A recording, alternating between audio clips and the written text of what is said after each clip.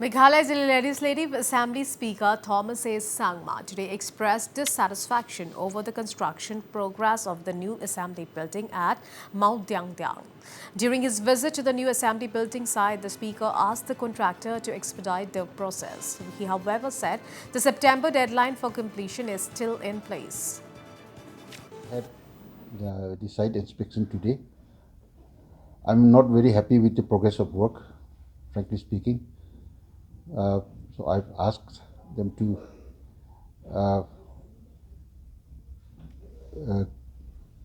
expedite the progress, but then there are certain we discussed about the issues, certain issues, the payments and the materials, delay in the materials coming on, because as you all know, the new hall, the central hall where the house is being built are being on prefabricated steel. So the materials take time to come in here, and especially with this now the roads also not able to carry so much of load, so it has to go round and coming, so it's taking time for the materials to reach. But however, 50% of the materials have reached, so they can start to work.